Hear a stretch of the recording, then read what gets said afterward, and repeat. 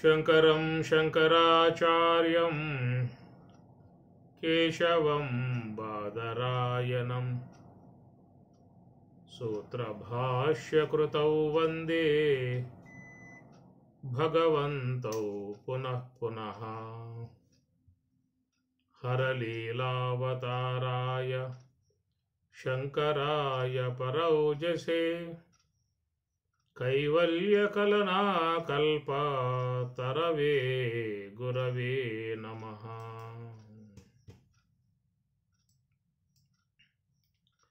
దక్షిణామూర్తి స్తోత్రములు ప్రారంభం చేసుకుని దాదాపుగా చాలా రోజుల నుంచి ఈ అంశం మీద నడుస్తూ ఉన్నాం, ప్రయాణం చేస్తూ ఉన్నాం. త్వరలో సబ్జెక్టు పూర్తి చేసుకోవటం జరుగుతుంది. మౌనవ్యాఖ్యా ప్రకటిత పరబ్రహ్మతత్వం యువానం వరిశిష్టాంతే వసదృశిగణైః ఆవృతం బ్రహ్మనిష్టైః. ఆచార్యేంద్రం కరకలిత చిన్ముద్రమానందమూర్తిం స్వాత్మారామం ముదితవదనం దక్షిణామూర్తిమీడే దక్షిణామూర్తిమీడే. 8వ శ్లోకం. విశ్వం పశ్యతి కార్యకారణతయా స్వస్వామి సంబంధతః శిష్యాచార్యతయా తథైవ పితృపుత్రాధ్యాత్మనా భేదతః. స్వప్నే జాగ్రతి వాయ ఏష పురుషో మాయా పరిభ్రామితః తస్మై శ్రీ గురుమూర్తయే నమ ఇదం శ్రీ దక్షిణామూర్తయే. తస్మై శ్రీ గురుమూర్తయే నమ ఇదం శ్రీ దక్షిణామూర్తయే. విశ్వం పశ్యతి కార్యకారణతయా స్వస్వామి సంబంధతః. విశ్వం, ఈ జగత్తంతయు కూడా కార్యకారణతయా స్వస్వామి సంబంధతః. విశ్వమంతా కూడా కార్యకారణాత్మికమై ఉన్నటువంటి విధానము, ఆ యొక్క కార్యాత్మికమై ఉన్నటువంటి జగత్తు యందు మానవుడు పెంపొందింపజేసుకున్నటువంటి స్వస్వామి సంబంధతః. స్వస్వామి సంబంధతః, ఈ సంబంధాన్ని పెంపొందింపజేసుకున్నాడు. శిష్యాచార్యతయా తథా ఏవ పితృపుత్రాధ్యాత్మనా భేదతః. దీని కారణముగా విశ్వములో అంతా కూడా శిష్యులు, ఆచార్యులు,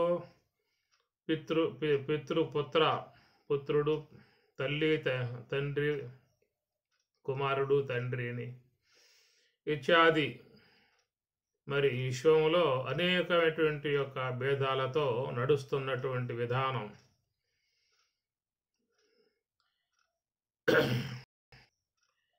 భేదతః స్వప్నే జాగ్రతి వాయ ఏష పురుషః. స్వప్నే జాగ్రతి, స్వప్నము జాగ్రత్త రెండు ఉన్నాయి, వ్యవహార యోగ్యముగా ఉన్న విధానాలు. యహ ఏష పురుషః, యహ ఏషః ఈ పురుషః, పురుషుడు, మాయా పరిభ్రామితః, మాయా అనేటువంటి దాని చేత పరిభ్రామితః, పరిభ్రామితః భ్రాంతిని పొంది ఉన్నటువంటి విధానము. కాబట్టి ప్రకారముగా విశ్వమంతియు కూడా చూసినట్లయితే కార్యకారణాత్మికముగా ఉన్నటువంటి విధానము. కార్యకారణ కర్తృత్వే హేతు ప్రకృతి ఉచ్యతే, భగవద్గీత అన్నమాట. కార్యకారణ కర్తృత్వే, ఒకదానికి మరొకటి కారణం, ఆ కారణముగా ఉన్నది మరొకదానికి కార్యం. కార్యకారణ కర్తృత్వే హేతు ప్రకృతి ఉచ్యతే. ఈ ప్రకృతి అంతా కూడా కార్యకారణాత్మికముగా ఉంటుంది. కార్యకారణకర్తృత్వే హేతుః ప్రకృతిః ఉచ్యతే. పురుషः సుఖదుఃఖానాం భోక్తృత్వే హేతుః ఉచ్యతే. పురుషः సుఖదుఃఖానాం కారణం. ఈ జగత్తంతా కూడా కార్యకారణాత్మకముగా ఉన్నటువంటి విధానము. మీకు సులభంగా అర్థమయ్యే రీతిలో చెప్పాలని చెప్పన్నట్లయితే విశ్వం అన్నారు కాబట్టి ఇక్కడ ఈ విశ్వం విశ్వల వ్యాప్తవు వ్యాపకమై ఉండటం కారణముగా దాన్ని విశ్వం అని చెప్పని అంటారు. అట్లనే వ్యాపకత్వం కలిగి ఉన్నటువంటి భగవంతుడు శ్రీమన్నారాయణుడు కూడా విష్ణువు అన్నారు. విష్ అనేది వ్యాపకత్వాన్ని కలగజేసే వ్యాపకత్వ అర్థాన్ని ఇచ్చేటువంటిది విష్ అనేటువంటి పదం. విశ్వల వ్యాప్తవు కాబట్టి విష్ణువు అన్నారు, విశ్వం అన్నారు. విశ్వం విష్ణుర్వషట్కారో భూత భవ్య భవత్ ప్రభు భూత గురుద్భూత వృద్భావో భూతాత్మా భూత భావన. విశ్వం నారాయణం దేవమక్షరం పరమం పదం విశ్వతః పరమానిత్యం విశ్వం నారాయణగం హరిం అని నారాయణోపనిషత్తు దాన్నే మంత్రపుష్పము అని మనం పిలుస్తూ ఉంటాం. అది వాస్తవికంగా అది నారాయణోపనిషత్తు అంటారు. తైత్రీయోపనిషత్తు అంతర్గతమై ఉన్నటువంటి అంశం అది. తైత్రీయోపనిషత్తు నారాయణ ప్రశ్నము అనే దాంట్లో ఉన్నటువంటిది. దాన్నే మనం మంత్రపుష్పం అన్న రీతిలో వ్యవహరిస్తూ ఉన్నాం. దాదాపుగా ఇది చాలామంది కంఠస్థం కూడా. ఎందుకంటే ఆలయాలలో పూజాది కైంకర్యాలన్నీ అయిన తర్వాత లాస్ట్లో స్వామికి నివేదనాదులు పూర్తయిన తర్వాత అందరూ కలిసి అక్షతలు పుష్పాలు పెట్టుకొని ఈ నారాయణోపనిషత్తుగా ఉన్నటువంటి దాన్ని సమర్పించి చదివి చివరిలో మంత్ర పుష్ప సమర్పయామి అని చెప్పన్న విధానముగా చేసేటువంటి ఒక ఆచారం ఉంది. కాబట్టి దాదాపుగా చాలామందికి మంత్రపుష్పం కంఠస్థమే. దీన్ని నారాయణోపనిషత్తు అంటారు. పూజ లాస్ట్లో అక్షతలు చేత్తో పట్టుకుని దాంట్లో పుష్పం పెట్టుకుని దీన్ని చదివి స్వామివారి దగ్గర సమర్పిస్తాం. కాబట్టి ఈ ప్రకారంగా దానికి మంత్రపుష్పం అనేటువంటి పేరు లోకంలో ప్రసిద్ధిగాంచింది. ఇది నారాయణోపనిషత్తుగా తైత్రీయోపనిషత్తు నారాయణ ప్రశ్నంలో ఉండేటువంటి అంశం. విశ్వం నారాయణం దేవమక్షరం పరమం పదం విశ్వతః పరమానిత్యం విశ్వం నారాయణగం హరిం. ఇట్లా విశ్వం అంటే వ్యాపకత్వం కలిగి ఉన్నది కాబట్టి విశ్వము అని అర్థం. ఏమిటి విశ్వము అంటే పంచభూతాత్మికం. పంచభూతములు అన్నారు. భవతీతి భూతం భూసత్తాయాం భవతి పుట్టింది కాబట్టి భూతము అంటారు. పంచభూతములు లోకంలో ఏవైతే జీవులు ఉన్నాయో అవి కూడా భూతాలే. పంచ అంటే 5 ప్రధానంగా చెబుతాం. ఈ పంచభూతాల నుంచి ఆవిర్భావం అయినటువంటి సకల జీవులు కూడా భూతములే అని అర్థం. సమో సర్వేషు భూతేషు తిష్టంతం పరమేశ్వరం పరమాత్మ అంటున్నమాట. సమో సర్వేషు భూతేషు భూతములు సర్వేషు భూతేషు సర్వేషు సమస్తముకు భూతేషు భూతములయందు అని అర్థం.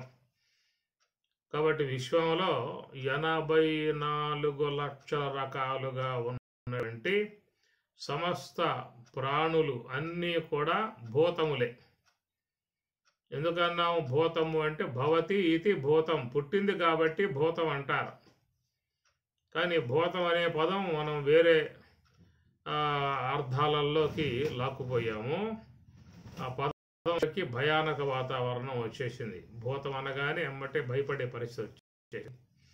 కనుక లోకంలో అన్నీ భూతాలే. ఎందుకు పుట్టినవి కాబట్టి భూతం అంటారు. భవ అంటే పుట్టుక, భవసాగరం అంటాం. కాబట్టి భూతం పుట్టింది. ఈ పుట్టినటువంటి ఈ జీవులన్నీ కూడా పంచభూత అంశములతో పుడతాయి. కార్యకారణ అన్నారు కాబట్టి చూసినట్లయితే ఏ తస్మాదాత్మన ఆకాశ సంభూత ఆకాశాద్వాయు వాయో అగ్ని అగ్నే ఆప అద్భ్య పృథివ్యాం. కాబట్టి పృథివీ ఇట్లా తైత్రీయోపనిషత్తులో మనకి చెప్పేటువంటి మాట. నిర్వికారమై నిరాకారమై స్వప్రకాశమై చేతనాత్మికమై నామరూపరహితమై సర్వాధిష్టానమై సచ్చిదానందమై ఇంద్రియ అగోచరమై భగవంతుడుగా పిలువబడేటువంటి బ్రహ్మము, అది సర్వకారణంగా పిలువబడేటువంటి వస్తువు అన్నమాట. మిగతావన్నీ కూడా కార్యకారణాత్మకము. కార్యకారణకర్తృత్వే హేతు ప్రకృతి ఉచ్యతే. కాబట్టి ప్రకారముగా మరి చూసినట్లయితే ఆత్మ నుండి ఆకాశం పుట్టింది అన్నారు. ఆకాశం నుంచి వాయువు, వాయువు నుండి అగ్ని, అగ్ని నుంచి జలము, జలం నుండి పృథివీ అని అర్థం. ఇవి మరి ఉదాహరణ కూడా కార్యము కారణమవుతాయి. ఇప్పుడు అగ్ని తీసుకోండి. అగ్ని అనేది వాయువు యొక్క కార్యం. అదే అగ్ని జలానికి కారణమవుతుంది. మళ్ళా వాయువు యొక్క విషయంలో అగ్ని కార్యం. ఎందువల్ల అంటే వాయువు నుండి అగ్ని పుట్టింది కాబట్టి వాయువు కారణమవుతుంది, అగ్ని కార్యమవుతుంది. వాయువు కారణం, అగ్ని కార్యం అన్నమాట. అంటే వాయువు యొక్క కార్యమే అగ్ని. అట్లనే ఈ అగ్ని అనేటువంటిది వాయువు యొక్క విషయంలో కార్యముగా ఉన్న అగ్ని నుంచి ఏర్పడింది జలం. అందువల్ల జలం కార్యం అంటాం, దాని కారణము అగ్ని అవుతుంది. ఆ ప్రకారంగానే ఈ జలం అనేటువంటిది అగ్ని యొక్క విషయంలో కార్యంగా ఉన్నది. కానీ ఆ యొక్క జలం పృథివీ యొక్క విషయంలో కారణంగా ఉన్నది. ఎందుకంటే జలము నుండి పృథివీ ఏర్పడింది కాబట్టి.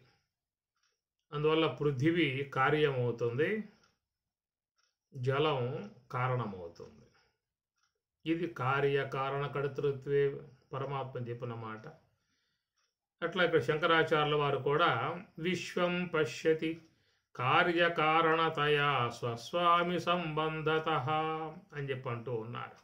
జగత్తంతా కూడా కార్యకారణాత్మికము అని అర్థం.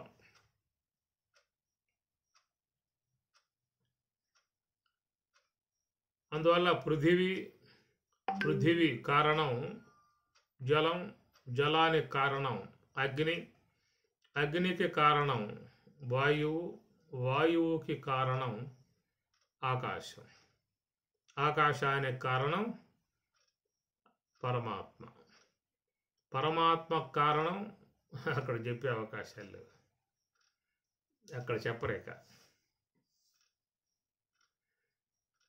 సర్వకారణం బ్రహ్మం అన్నమాట. బ్రహ్మము అన్న, పరమాత్మ అన్న, ఆత్మ అన్న వస్తువు ఒకటే, మూడు పేర్లు వాడుతూ ఉన్నాం అంతే. ఒకే ఆకాశాన్ని మనం ఘటాకాశము అంటాం, మేఘాకాశము అంటాం, గృహాకాశము అంటాం. ఆకాశం ఒకటే, మహాకాశం ఒకటే. గృహ ఉపాధిని బట్టి గృహాకాశము, ఘటం ఉపాధిని బట్టి ఘటాకాశము, మేఘం ఉపాధిని బట్టి మేఘాకాశం. అంటే ఘటం అనేది కొండ, కొండలో ఖాళీ ఉంది కదా, ఎంతవరకు అయితే ఆ ఘటం కొండ ఉంటుందో అంతవరకు దాంట్లో ఉన్న ఆకాశానికి ఘటాకాశము అన్నాం. అటనే గృహం అన్నప్పుడు నాలుగో పక్కల గోడలు, పైన స్లాబు, దాని మధ్యలో లోపల అంతరంలో ఖాళీ భాగం ఆకాశం. లోన ఉన్నటువంటి ఆకాశాన్ని గృహాకాశము అన్నారు. ఈ గృహముకి వెలుపల ఘటానికి వెలుపల అంతటా వ్యాపకమై ఉన్న ఆకాశాన్ని మహాకాశము అన్నారు. అయితే ఆకాశం అనేది ఇన్ని రకాలుగా ఉందా? ఘటాకాశము, గృహాకాశము, మేఘాకాశము అనే విధాయకాలుగా వ్యవహరిస్తున్నామే కానీ ఆకాశం మాత్రం ఒకటే. గృహం ఉన్నంత మాత్రంతో అది మహాకాశం నుంచి భిన్నం కాల. ఘటం ఉన్నంత మాత్రంతో మహాకాశం ఘటాకాశం కాల. ఘటాకాశముగా పిలువబడుతున్నా కానీ అది మహాకాశమే. గృహాకాశముగా పిలువబడుతూ ఉన్నా కానీ అది మహాకాశమే. గృహం విచ్ఛిన్నం చేసామనుకోండి, దాంట్లో ఉన్న ఆకాశం గృహాకాశం అనే పేరు పోయి మహాకాశముగా ఉంటుంది. ఘటం విచ్ఛిన్నమైనట్లయితే దాంట్లో ఉన్న ఆకాశం మహాకాశముగా ఉన్నది. కాబట్టి ఉపాధులు ఉండటం కారణముగా దీన్నేమో ఘటాకాశం అన్నాం, దాన్ని గృహాకాశం అన్నాం. అంతటా ఉన్నటువంటి ఆకాశాన్ని మహాకాశం అన్నాం. అట్లాగే ఇక్కడ ప్రత్యేగాత్మ అని, పరమాత్మ అని, బ్రహ్మము అని పిలుస్తూ ఉన్నాం అంతే. కానీ స్వరూపతః ఒక్కటే బ్రహ్మమే. కాబట్టి ఈ ప్రత్యేగాత్మ అని చెప్పి అన్నప్పుడు అది మన శరీరములో ఉన్నటువంటి ఆ చేతనాన్ని ప్రత్యేగాత్మ అన్నారు. అంటే అవిద్య ఉపాధి మనలో. అంటే మనలో ఏమున్నది అంటే లోపల అవిద్య ఉన్నది, అజ్ఞానం. దాన్ని అపరాప్రకృతి అన్నారు, మూలా విద్య అన్నారు, అజ్ఞానం అన్నారు, కారణదేహం అన్నారు, తమస్సు అన్నారు. ఇట్లాగా వాటి పేర్లు పెట్టారు. ఒకటే వస్తువు, పేర్లు మాత్రం ఇన్ని ఉన్నాయి. కాబట్టి ప్రతి ఒక్క వ్యక్తిలో లోన ఉన్నటువంటి అజ్ఞానం, ఈ పైన ఉన్న ఈ దేహం అనేది అజ్ఞాన కార్యం. కార్యకారణ కర్తృత్వే హేతు అన్నారు కదా. ఈ పైన ఉన్న శరీరం ప్రస్తుతం అందరికీ కూడా దేహాలు అనేటువంటివి ఉన్నాయి. అది స్త్రీ దేహం కావచ్చు, పురుష దేహం కావచ్చు, లేదా ఇంకా మానవేతర జీవులుగా ఉన్నటువంటి పశువు, పక్షి, క్రిమి, కీటకాదులు, అనంత కోటి జీవులుగా ఉన్నటువంటి శరీరాలు, ఇవన్నీ కూడా అజ్ఞాన కార్యం. అజ్ఞానం కారణమైతే దాని కార్యమే ఈ దేహాలు. కాబట్టి కార్యాలు పోతూ ఉంటాయి. లోన ఉన్నటువంటి అజ్ఞానం మాత్రం బీజం అట్లాగే ఉంటుంది. అంటారు మన వాళ్ళు, దుంపదెగ అనే మాట ఏదో వాడుతూ ఉంటారు. ఒక రకంగా చూస్తే అది మూలతత్వాన్ని బోధిస్తూ ఉన్నది. దుంప అంటే లోన ఉన్నటువంటి అజ్ఞానం, మూలా విద్య, తమస్సు. ఆ దుంప ఉన్నంత వరకు ఈ శరీర మొక్కలు వస్తూనే ఉంటాయి. ఉండి ఉండి ప్రాణి యుగములు జన్మించు, ప్రాణహాని లేదు ప్రళయమునను, ప్రాణహాని గల్గ బ్రహ్మమే తానగు, విశ్వదాభిరామ వినురవేమ అన్నాడు వేమన మహానుభావుడు. ఉండి ఉండి ప్రాణి యుగములు జన్మించు. లోన దుంప ఉంది కదా, మూలా విద్య, అది కారణం, జన్మలో కార్యాలు. కనుక లోపల ఆ గింజ దుంప ఉన్నంతకాలం ఈ శరీరం అనేటువంటి కార్యాలు వస్తూనే ఉంటాయి. జాతస్య హి ధ్రువో మృత్యు ధ్రువం జన్మ మృతస్య చ. పుట్టినవాడు ఏదో ఒకనాడు పోతాడు, పోయినవాడు మళ్ళా వస్తాడు. అపరిహార్యార్థే నత్వం శోచితం అర్హసి. ఈ విషయంలో నువ్వు శోకించాల్సిన అవసరం లేదు. ఎందుకంటే లోన దుంప ఉన్నది, అజ్ఞానం ఉన్నది. అజ్ఞాన కార్యములుగా ఈ దేహాలు అనేటువంటి వస్తూ ఉన్నాయి. ఇదేమి మనకి కొత్త ఏం కాదు. ఉండి ఉండి ప్రాణి యుగములు జన్మించు అన్నాడు వేమన. యుగ పర్యంతములుగా ఈ విషయం మనకి యోగ వాసిష్టంలో వశిష్ఠ భగవానుల వారు కూడా చాలా మంచిగా బోధిస్తారు. అందువల్ల మరి లోపల ఉన్నటువంటి పృచ్ఛగాత్మ మూలతత్వం, ఆ పృచ్ఛగాత్మ ఎందుకు అయ్యింది అంటే ఈ అజ్ఞానం అనేటువంటిది, అవిద్య ఉపాధి కారణముగా ఆ ఉపహిత చేతనంగా ఉన్నటువంటి బ్రహ్మమునకే ప్రత్యేగాత్మ అనేటువంటి పేరు వచ్చింది. కనుక చేతనాశ్రయములో ఈ అవిద్య అనేటువంటిది అది చైతన్యాన్ని పొంది వ్యవహరించే విధానం అయింది. అజ్ఞానం కూడా జడమే. ఆ జడాత్మికమై ఉన్నటువంటి ఆ చేతనం, జడాత్మికమై ఉన్నటువంటి అచేతనం అజ్ఞానం పృచ్ఛగాత్మ చైతన్యాన్ని ఆసరాగా చేసుకుని అది చైతన్యవంతమై జీవులకు జన్మలిచ్చేదిగా ఉన్నది. అజ్ఞానం కూడా జడమే. ఆ జడాత్మికమై ఉన్నటువంటిది చేతనమైంది. దేని కారణంగా అంటే లోన ఉన్న పృచ్ఛగాత్మ కారణంగా అబద్ధముగా చేతనవంతమై సకల జీవులకు జన్మలిచ్చేదిగా ఉన్నది. పృచ్ఛగాత్మ యందు అవిద్య అనేది జీవభావాన్ని కలగజేసింది. కాబట్టి జీవుడు అని చెప్పని ఎందుకు అంటున్నాము అంటే పృచ్ఛగాత్మే.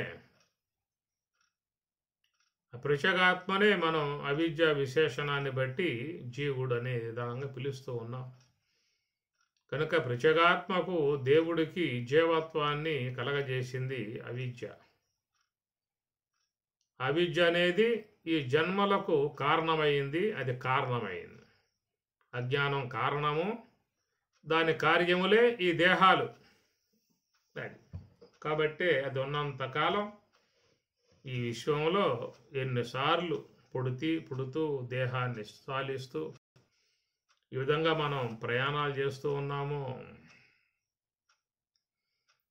కాబట్టి ప్రయాణములో మానవుడు ఎన్ని మజిలీలు, ఎన్ని శరీరాలు, ఎన్ని దేహాలు పొందే విధానంగా వస్తూ ఉన్నాడో ఎన్ని కార్యాలే. దానికి మూలమైనటువంటి అజ్ఞానం కారణం అవుతుంది. అజ్ఞాన కారణం ఉన్నంతకాలం మనం విశ్వంలో శరీరాలని ధరించే పరిస్థితి అనేది ఉందనేటువంటి మాటగా పరమాత్మ అన్నాడు. అపరిహార్యార్థే అన్నాడు. తప్పింప శక్యం కాని విధానము అన్నాడు. పరిహార్యం అంటే తొలగింపజేసుకోవటం. అయితే తొలగింపజేసుకునే అవకాశాలు ఉన్నాయి, కానీ ఆ మార్గంలో పోతుంది ఎవరు? శ్లోకంలో పరమాత్మ ఏమన్నాడు? జాతస్య హి ధ్రువో మృత్యుః ధ్రువం జన్మ మృతస్య చ. జాతస్య పుట్టినవానికి ధ్రువం నిశ్చయం మరణం. పుట్టినవాడికి మరణం అనేది ధ్రువం నిశ్చయం అన్నాడు. కాబట్టి ఈ విషయం అందరికీ తెలిసిందే. పుట్టినవాడల్లా పోతాడనే విషయం అందరికీ కూడా తెలిసిన విషయమే, ప్రత్యేకంగా చెప్పాల్సిన అవసరం లేదు. మేము కూడా రేపో మాపో వెళ్ళిపోయే వాళ్ళమే. ఎంతకాలం భూమి మీద ఉన్నా కానీ మాకంటే ముందు వాళ్ళు జరిగిపోతూ ఉన్నారు, దేహం సాలించి వెళ్ళిపోతూ ఉన్నారు. మా కళ్ళ ముందే ఎంతోమంది వెళ్ళిపోతూ ఉన్నారు. మానవులేముంది, మన కళ్ళ ముందు ఎన్ని జీవులు పోవటం లేదు. కొన్ని లక్షల జీవులు మన కళ్ళ ముందు కదిలిపోతూ ఉన్నాయి. మానవ ప్రాణిగా మనం లెక్క పెట్టుకుంటూ ఉన్నాం, కానీ విశ్వంలో సకల జీవులు ప్రాణులే. అట్లా రోజు మొత్తం మీద మనం ఎన్నో జీవులు మన కళ్ళ ముందే హతమవుతూ ఉన్నాయి, పోతూ ఉన్నాయి. అట్లాగా మరి ఈ దేహం అనేటువంటిది పోతుందనేటువంటి విషయం అందరికీ కూడా తెలిసిన విషయమే. జాతస్య హి ధ్రువో మృత్యుః ధ్రువం జన్మ మృతస్య చనిపోయిన వానికి ధ్రువం జన్మ మళ్ళీ రావటం ఖాయం అన్నాడు. ఇది అపరిహార్యార్థే అని పదం పరమాత్మ వాడాడు. అపరిహార్యార్థే తప్పింప శక్యం కాని విధానం. ఎట్టి పరిస్థితులలో ఎవరు కూడా ఈ విషయం నుండి వైదొలిగే అవకాశాలు మాత్రం లేవు. ఎందుకంటే అజ్ఞానంలోన మూలా విద్య అనేది ఉన్నంత వరకు ఈ శరీరాలు అనేటువంటివి వస్తానే ఉంటాయి. భూమిలో దుంప ఉన్నంత వరకు ఎన్నిసార్లు మనం కొమ్మలు కొట్టేసినా మళ్ళా వస్తానే ఉంటాయి. గమనించండి, చూడండి. కావాలంటే ఒక చెట్టు భూమట్టను కొట్టేయండి, తిరిగి మరలా అది మెల్లగా చిగురులేసి మళ్ళా కొమ్మలు రెమ్మలు అన్నీ కూడా పైకి వచ్చేస్తాయి. ఎన్నిసార్లు నువ్వు కొట్టేసినా అది మళ్ళా వస్తూ ఉంటాయి. అట్లా ఈ యొక్క దేహాలు కూడా ఎన్ని పోయినా కానీ మళ్ళా వచ్చే విధానం అనే విషయం మీద అపరిహార్యార్థే అనే పదం వాడాడు. నత్వం శోచితం అన్నాడు. కాబట్టి ఈ విషయంలో నువ్వు శోకించాల్సిన అవసరమేమీ లేదు. ఎంత శోకించినా యముడు మాత్రం వదిలిపెట్టే పరిస్థితి ఆయన దగ్గర లేదు.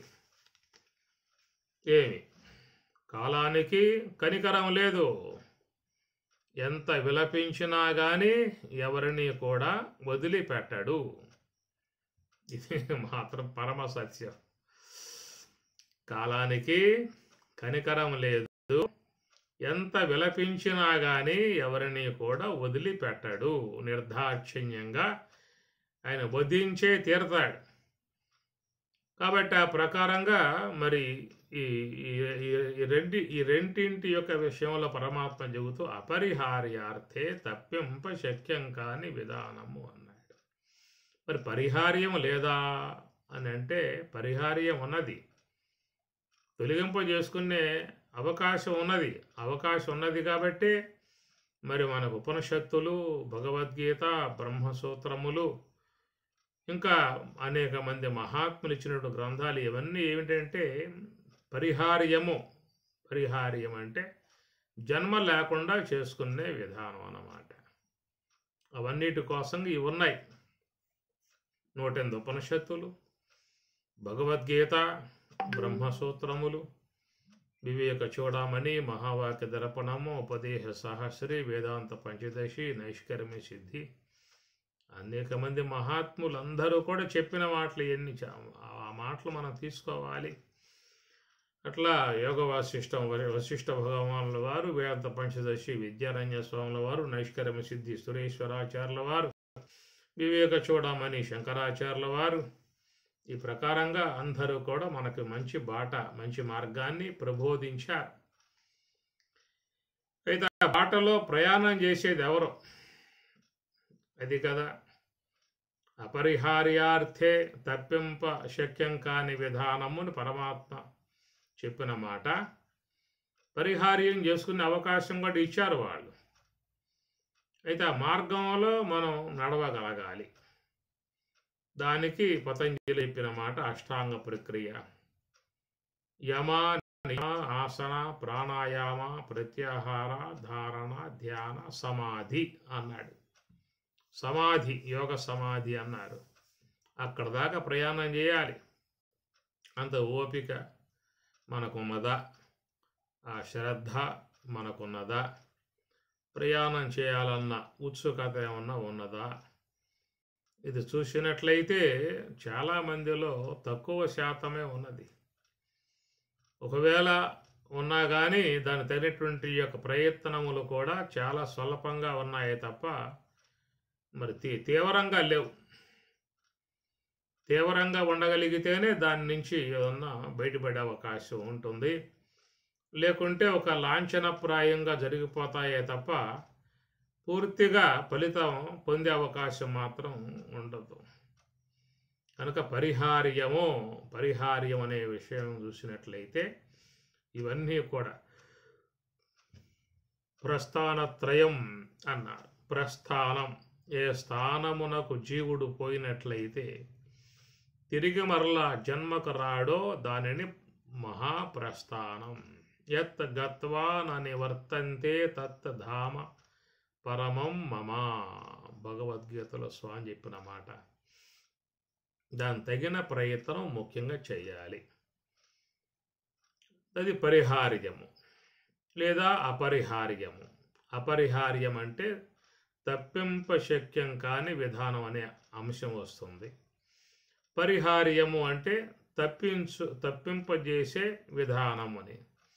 ఈ తప్పింపజేసే విధానము కోసముగా ఉన్నటువంటి గ్రంథాలే ఇవన్నీ కూడా ఉపనిషత్తులు, భగవద్గీత, బ్రహ్మసూత్రములు. వీటిని ప్రస్థానత్రయము అన్నారు. కాబట్టి వీటి యందు ఒక చక్కటి వివరణాత్మక అంశం ఉన్నది. దేని విషయంలో? పరిహార్యము అంటే దీన్ని తొలగింపజేసుకోవటం. అనేక జన్మ పరంపరలుగా వచ్చేటువంటి మన ఈ వ్యవస్థ ఈ అజ్ఞాన కార్యముగా ఏర్పడిందో ఈ వ్యవస్థ, దీన్ని తప్పింప చేసుకోవటానికి మంచి బాట మహాత్ములేశారు, వాళ్ళు బోధించారు. కానీ మరి ఆ మార్గంలో ప్రయాణం చేయాలనే అపేక్ష రావాలి. తగు విధంగా ఆ ప్రయత్నం కూడా చేయగలగాలి. ఎందుకంటే ఇది ఊరకే వచ్చే అంశం కాదు, ప్రయత్నం ద్వారా వచ్చే అంశం ఇది.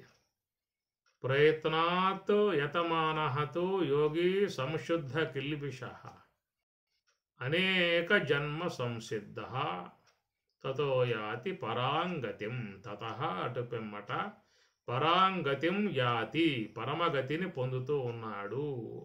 సో అని చెప్పిన మాట. ప్రయత్నాత్ అన్నాడు. అది అప్రయత్నంగా వచ్చే అంశం కాదు, అది ప్రయత్నం చేస్తే వచ్చే అంశం. మృత్యువుకి ఎక్కువ ప్రయత్నం ఏం అవసరం లేదు. 2 పూటలా భోంచేస్తూ పడుకుంటూ ఉంటే చాలు. ఆ సమయం కాగానే ఆ మృత్యుదేవతే వచ్చి లేపి తీసుకుపోతుంది. మనం దానికోసం ప్రయత్నం ప్రత్యేకంగా చేయాల్సిన అవసరం లేదు. కనుక మృత్యువు కోసం ప్రయత్నం అవసరంలా, మోక్షం కోసంగా ప్రయత్నం చేయాలి.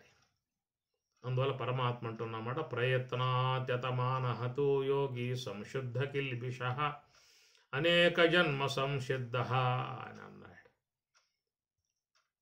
యోగి సంశుద్ధ కిల్బిషః. కిల్బిషః అంటే లోన ఉన్న అజ్ఞానం. చెప్పుకున్నాం కదా కారణం. లోన ఉన్న అజ్ఞానం కారణం. ఈ బయట వచ్చే దేహాలు, కార్యాలు. కారణం ఉన్నంతకాలం ఈ కార్యాలు నడుస్తూ ఉంటాయి. అనేక దేహాలు వచ్చే విధానాలు ఉంటాయి. అందువల్ల మానవ అనే పదం వాడారు. మానవ అంటే అనేక అర్థాలు దీంట్లో గోచరిస్తాయి. ప్రధానంగా ఉన్న అర్థం తీసుకున్నట్లయితే మా నవ. నవ అంటే కొత్త, కొత్తతనం. నవ కొత్త వాడివి, మా కాదు. మా నవ, నవ క్రొత్త వాడివి, మా కాదు. నువ్వు కొత్త వాడివి కాదు, నీ హయాములో ఎన్నై. కాబట్టి ఈ ప్రకారంగా మరి లోపల ఉన్నటువంటి కిల్బిషములు అన్నారు పరమాత్మ. ప్రయత్నాత్ యతమానహతు యోగి సంశుద్ధ కిల్బిషః. శుద్ధ కిల్బిషః మరి లోనున్న దోషాలు సంశుద్ధ తీసివేసుకోవాల్సి ఉంటుంది. ఏవైతే లోపల అజ్ఞానం, కర్మవాసనలు ఉన్నాయో అవి జన్మలకు కారణమవుతున్నాయి. దేహాలు కార్యములు, లోన ఉన్న అజ్ఞానం, కర్మవాసనలు అవి కారణములు. 2 జన్మకారకాలే. అజ్ఞానం అనేది దాని కారణదేహములో ఉన్న భాగంగా చెబుతాం. కర్మవాసనలు అనేటువంటివి సూక్ష్మ దేహములో ఉన్న భాగం. మొత్తం మనం 3 దేహాలు కదా, స్థూల దేహం, సూక్ష్మ దేహం, కారణదేహం 3 చెప్పాం. కాబట్టి ఈ కర్మవాసనలు అనేటువంటివి సూక్ష్మ దేహములో చేరి ఉన్న అంశం అయ్యా. అజ్ఞానము అనేటువంటిదేమో కారణదేహములో చేరి ఉన్నటువంటి అంశం. దాని కారణదేహం అన్నారు. ఎందువల్ల అంటే కారణము అంటే జన్మ కారణం అది, కాబట్టి కారణదేహం అన్నారు. మరొక దాన్నేమో సూక్ష్మ దేహము అన్నారు. పదాలు మహాత్ములు అట్లా వాడారు. సూక్ష్మ దేహము అంటే అది కంటికి గోచరించేది కాదు, కంటికి గోచరించేది కాదు. అది ఎక్కువగా వాయు శరీరముగా ఉండే విధానం. వాయు శరీరం, వాయువు కూడా కంటికి కనబడదు, అయినా ఆ వాయువు కదిలాడుతూ ఉంటుంది. అట్లాగా మరి కంటికి గోచరించకుండా వాయువులాగా కదిలాడే విధానముగా ఉన్నది ఈ సూక్ష్మదేహము అనేది. సూక్ష్మదేహము అన్నప్పుడు దాంట్లో జ్ఞానేంద్రియములు, కర్మేంద్రియములు, అంతరేంద్రియములు అన్నీ కలిగి ఉంటాయి. దాన్ని బట్టి మాండూక్యంలో ఏకోన వింశతి ముఖ అనే పదం వాడారు. 19 ముఖములు కలిగి ఉన్నదిగా చెప్తున్నది ఉపనిషత్తు, మాండూక్యోపనిషత్తు. ఏకోన వింశతి ముఖ, 19 ముఖాలు అంటే జ్ఞానేంద్రియములైదు, కర్మేంద్రియములైదు, ప్రాణవాయువులైదు, 15. మనస్సు, బుద్ధి, చిత్తము, అహంకారం కలుపుకుంటే మొత్తం 19గా చెప్పిన విధానం. ఈ ప్రకారముగా జీవునికి వ్యవహార యోగ్యముగా ఉన్నటువంటివి అన్నీ కూడా ఆ విధంగా మరి ఉన్న లోన ఇన్నర్ బాడీ అన్నారు కదా, దాన్ని ఇన్నర్ బాడీ, లోన ఉన్నటువంటి సూక్ష్మదేహం. బయట ఉన్న ఈ దేన్ని పార్థివ దేహాన్ని స్థూల దేహం అన్నారు. స్థూలం అంటే కనబడుతూ ఉన్నది, కంటికి గోచరించేదిగా ఉంది కాబట్టి దీన్ని స్థూల దేహము అన్నారు. ఎందుకు గోచరిస్తుంది అని చెప్పనంటే ఎక్కువగా ఇది పృథివీ సంబంధమై ఉన్న అంశాలు బాగా దీంట్లో ఉన్నాయి. ఈ శరీర అవయవములు, కండరములు, ఎముకలు, ఈ నమూనా, ఈ సముదాయం అంతా కూడా పృథివీ యొక్క సంబంధ అంశం. పృథివీ యొక్క సంబంధ అంశము కాబట్టి ఇట్లా పృథివీ, భూమి కంటి కనబడే వస్తువుగా ఉందో మన ఈ శరీరం కూడా కంటికి గోచరించేదిగానే ఉంది కాబట్టి దీన్ని స్థూల దేహము అని పేరు పెట్టారు. అయితే స్థూల దేహ వ్యవహారానికి మూలమై ఉన్నటువంటి వస్తువు సూక్ష్మదేహం. దాంట్లో ఉన్నాయి ఇంద్రియాలు, సూక్ష్మదేహంలో ఉన్న ఇంద్రియాలు. ఇంద్రియములు అని చెప్పనంటే మనం గ్రహించాల్సిన అంశము. అవి కర్మేంద్రియములు అని, జ్ఞానేంద్రియము అని, అంతరేంద్రియములు అని పేరు పెట్టారు. కర్మేంద్రియములు అని చెప్పనంటే అవి కర్మ చేసే ఉన్నాయి కాబట్టి కర్మేంద్రియాలు అన్నారు. తెలుసుకునే విధానం కలిగి ఉన్నాయి కాబట్టి జ్ఞాన ఇంద్రియములు. జ్ఞా అంటే తెలుసుకోవటం, జ్ఞా అవబోధనే.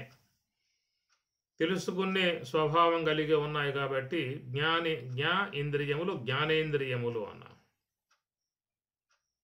ఇవి తెలుసుకుంటాయి జ్ఞానేంద్రియాలు. ఎందుకంటే నేత్రం దృశ్యాన్ని చూస్తుంది, శ్రోత్రం శబ్దాన్ని చూస్తుంది, ఘ్రాణం గంధాన్ని చూస్తుంది, జిహ్వ రసాన్ని చూస్తుంది. ఇవన్నీ కన్నులే, అవి చూస్తాయన్నమాట. ఇప్పుడు టీ పెట్టారు, ఆ టీ తాగుతూ ఉన్నారు, చక్కెర తక్కువ వేసావు అంటారు. చూసింది, ఆ చక్కెర తక్కువ అనే అంశాన్ని చూసింది అది. అట్లనే శ్రోత్రేంద్రియం ఆ శబ్దములు వింటూ ఉన్నప్పుడు ఆ శబ్దములలో ఉన్న అర్థాలు ఆ శ్రోత్రేంద్రియం చూస్తుంది. కాబట్టి ఈ మాటలు మళ్ళా మాట్లాడమాక అంటారు, ఈ మాటలు బాగా ఉన్నాయి మళ్ళా చెప్పండి అంటారు. ఎందుకంటే ఆ మాటలలో ఆ శబ్దములో ఉన్న అర్థాన్ని అవి చూశాయి కాబట్టి ఆ విధంగా మరి ఆ విషయాల మీద స్పందిస్తాం. ఇట్లా నేత్రమే కాదు, జ్ఞానేంద్రియములు, ఘ్రాణేంద్రియము, జిహ్వేంద్రియము, శ్రోత్రేంద్రియము, త్వగేంద్రియము అన్నీ చూసేటువంటియే. ఆ చూసి తెలుసుకునే విధానం ఉంది కాబట్టి జ్ఞాన ఇంద్రియములు అన్న. జ్ఞా అంటే తెలుసుకోవటం. ఇవి కాకుండా ఉండేటువంటివి అంతర ఇంద్రియాలు. అంతర అంటే లోపల, బయట ఉండవు, అవి లోపల ఉంటాయి.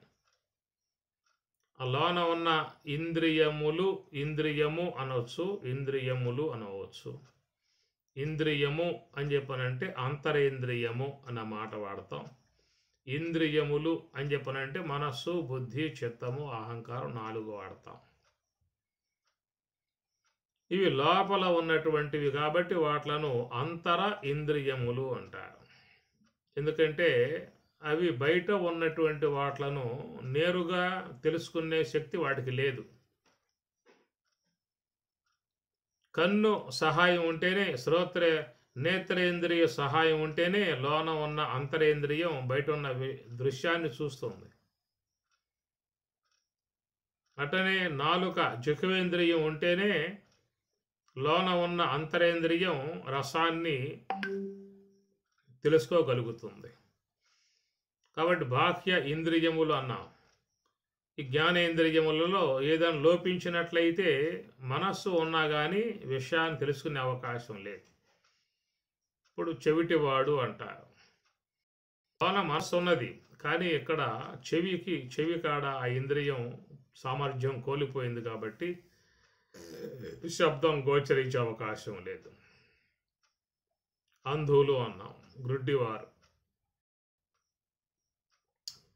అనగా లోన అంతరేంద్రియం ఉన్నా కానీ నేత్రములో ఫాల్ట్ ఉండటం కారణంగా బయట ఉన్న దృశ్యాన్ని చూసే అవకాశం లేదు. లోన ఉన్న ఇంద్రియాలు ఉన్నాయి కానీ బయట ఉన్న ఇంద్రియాల సహాయం లేకుండా అవి తెలుసుకునే అవకాశం లేదు. కాబట్టి లోన ఉన్నటువంటి వాట్లను అంతర ఇంద్రియాలు అన్నాం. బయట ఉన్నటువంటి వాట్లలో 10 అయితే ఆ 10లో 5 కర్మేంద్రియాలు, 5 జ్ఞానేంద్రియాలు అనే మాట వాడాం. కర్మేంద్రియములు అంటే కర్మ చేసేటువంటి అన్నమాట.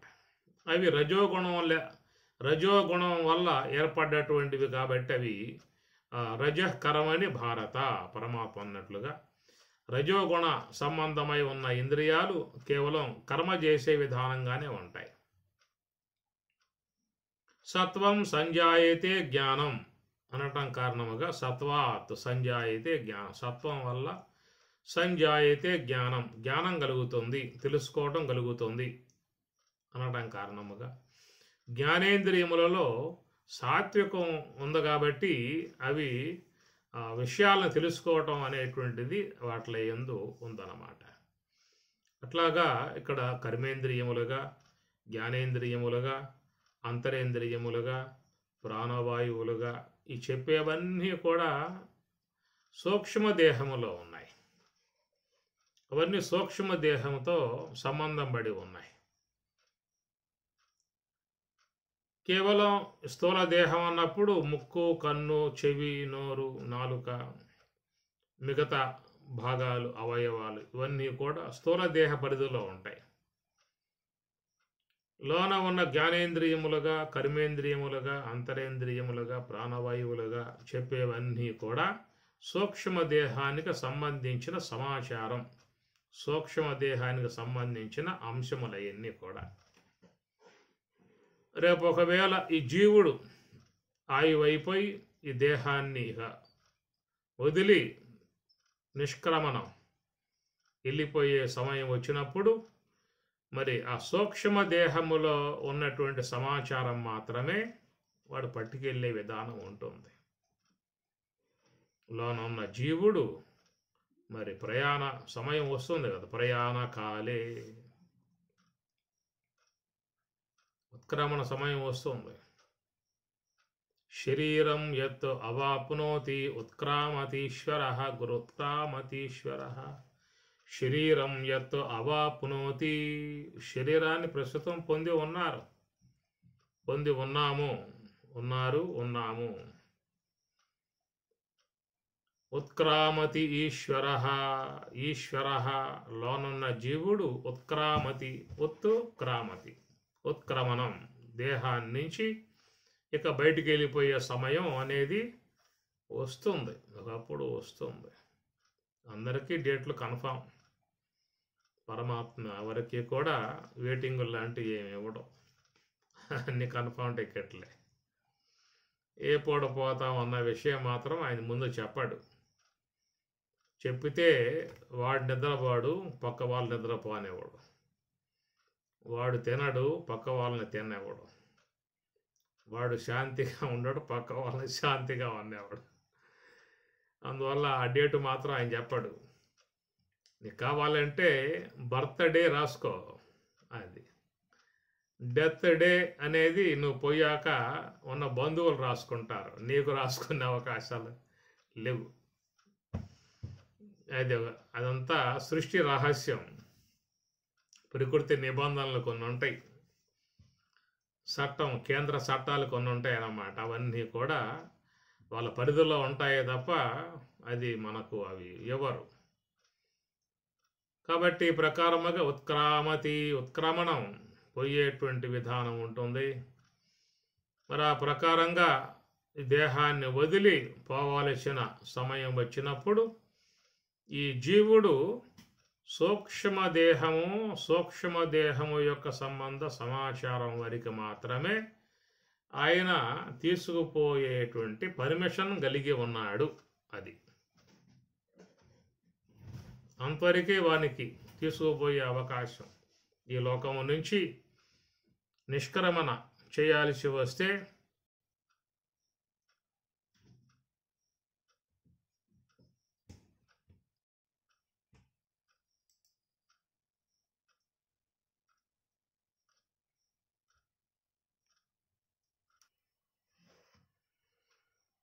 శరీరం యత్ అవాప్నోతి ఉత్క్రామతీశ్వర. శరీరము నుండి ఉత్క్రమణం వెళ్ళిపోవాల్సిన పరిస్థితి ఏర్పడ్డప్పుడు జీవుడు సూక్ష్మదేహము లోన ఉన్నటువంటి సూక్ష్మదేహాన్ని తీసుకుని ప్రయాణం చేసే విధానం. శరీరం యత్ అవాప్నోతి ఉత్క్రామతీశ్వర. ఈశ్వర అన్నారు.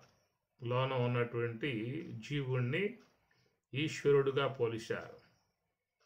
శరీరం యత్ అవాప్నోతి ఉత్క్రామతీశ్వర గృహీత్వైతాని సంయాతి వాయు గంధాన్ని నివాసయాత్.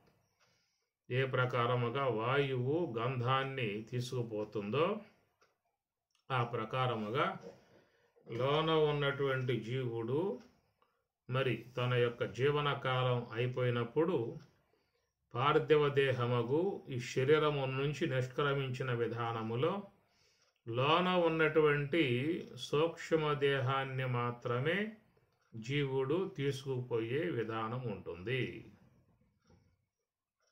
ఏం చెప్పుకున్నామంటే సూక్ష్మదేహం అన్నప్పుడు జ్ఞానేంద్రియములు, కర్మేంద్రియములు, అంతరేంద్రియములు, ప్రాణవాయువులు ఈ మొత్తం సముదాయం అంతా కూడా చేరి సూక్ష్మదేహము అన్నారు. అయితే ఆ సూక్ష్మదేహమునందు తాను ఏర్పాటు చేసుకున్నటువంటి కర్మ సముదాయం ఉన్నది. తాను తన దేహములో ఉన్నప్పుడు తాను సంపాదించుకున్నటువంటి కర్మ అనేది అది పుణ్యపాప విధానముగా ఉన్నటువంటి కర్మ. మానవుడు ప్రతి ప్రాణి కూడా తన జీవితంలో తాను చేసేటువంటి కర్మలు అనుగుణ్యముగా ప్రాప్తించేటువంటి దాన్ని సుకృతము, దుష్కృతము అనే మాట వాడారు. ఈ సుకృత దుష్కృతములు అనేటువంటి పుణ్య పాపాలు రెండు కూడా సూక్ష్మదేహములో వచ్చి పడతా ఉన్నాయి. సూక్ష్మదేహం అంటే ఇంద్రియాలకు గోచరం కానటువంటిది సూక్ష్మదేహం అని. దాన్ని వాయువుతో పోలిశారు. వాయువు యొక్క విధానముగా వాయువుతో రెండవది ఆకాశాంశముతో చేరి ఉన్నటువంటిది సూక్ష్మదేహం. కదలికలు కలిగి ఉన్నది కాబట్టి అది వాయువు అంశముతో పోలిశారు. తర్వాత దాంట్లో మరి అనేక జన్మల సముదాయం అంతా కూడా నిక్షిప్తం చేసుకునే విధానములో ఆకాశ భాగము కూడా చెప్పుకొచ్చారు. ఆకాశము, వాయువు ఈ రెండింటి యొక్క విధానము నుంచి సూక్ష్మదేహం అనేటువంటి దాని స్వరూప విధానం కలిగి ఉన్నది. అందువల్ల అది సంకోచ వ్యాకోచములు కలిగి ఉంటుంది. సూక్ష్మదేహం అదొక అద్భుతమైనటువంటి యొక్క నిర్మాణ విధానములో చేరి ఉన్నటువంటిది సూక్ష్మదేహం. ఆ సూక్ష్మదేహం ఈ దేహముతో సంబంధం పడితేనే ఇక్కడ జాగ్రత్త అవస్థ అనగా మెలకువ అనేది కలిగి ఉంటుంది. స్థూల దేహంతో సంబంధం గనక లేకపోయిందా అంటే అది స్వప్నావస్థ యందు మాత్రమే పరిమితమై ఉంటుంది. కనుక జాగ్రత్త స్వప్నములు అనేటువంటివి రెండు కూడా స్థూల దేహంతో సంబంధం పడ్డ విధానము, స్థూల దేహము యొక్క సంబంధం లేకుండా ఉన్న విధానం, ఆ రెండింటి అంశాలను బట్టి జాగ్రత్త అవస్థ స్వప్నావస్థగా చెప్పేమాట. ఈ ప్రకారముగా మరి ఆ సూక్ష్మదేహం అనబడేటువంటిది అది లోపల చేరి ఉన్నటువంటి అద్భుతమై ఉన్నటువంటి ఒక నిర్మాణాత్మక విధానం కలిగి ఉన్నటువంటిది.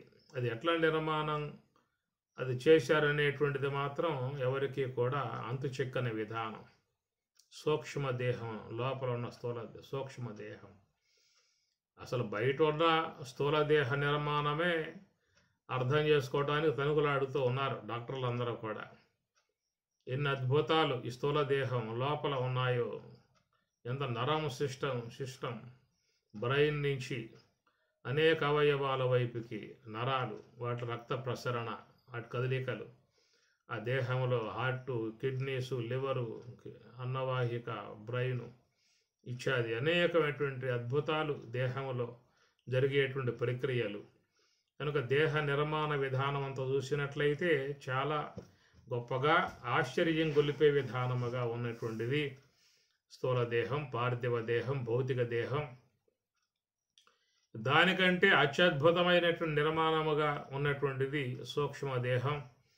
ఈ రెండింటి అంశాలు మహాత్ములు బోధించారు. సాంఖ్య విచారణ అనే పేరుతో స్థూలదేహ పంచీకరణ, సూక్ష్మదేహ పంచీకరణ అనే విధానాలుగా మనకి మహాత్ములు చెప్పే అంశాలు ఉన్నాయి. ఎప్పుడైనా స్థూలదేహ నిర్మాణం, సూక్ష్మదేహ నిర్మాణాల మీద కూడా విషయాలు చెప్పుకోగలిగితే చాలా అంశాలు గోచరించే అవకాశం ఉంటుంది. కాబట్టి లోన ఉన్నటువంటి సూక్ష్మదేహం అనేది చాలా అత్యద్భుతమైనటువంటి నిర్మాణ విధానము. దానికి మరణం అనేటువంటిది చెప్పల, మరణం లేదన్నారు. స్థూల దేహానికి మాత్రమే మరణం, కానీ లోన ఉన్నటువంటి యొక్క సూక్ష్మ దేహానికి మాత్రం మరణం అనేది లేదు, ప్రస్తుతానికి లేదు. ఎందుకంటే అది అవ్యాజముగా కొనసాగుతున్నటువంటిది సూక్ష్మదేహం. మరి ఆ సూక్ష్మదేహములో పడుతున్న కర్మవాసనలు తిరిగి మరలా లోన ఉన్న జీవుడు అనుభవించటానికి తిరిగి మరలా ఈ దేహాలు పొందాల్సిన పరిస్థితి ఏర్పడుతుంది. లోన ఉన్న జీవుడు మరి ఆ సూక్ష్మదేహముతో లోకములో అనేక కార్యాలు చేస్తూ ఉన్నాడు. అనేక కార్యములు చేసే విధానములో ఆ జీవుడికి ఉన్నటువంటి గుణాలు మరొక ప్రత్యేకమైనటువంటి విధానం. ఆ గుణాలని రెండు అంశములుగా చెప్పుకొచ్చారు.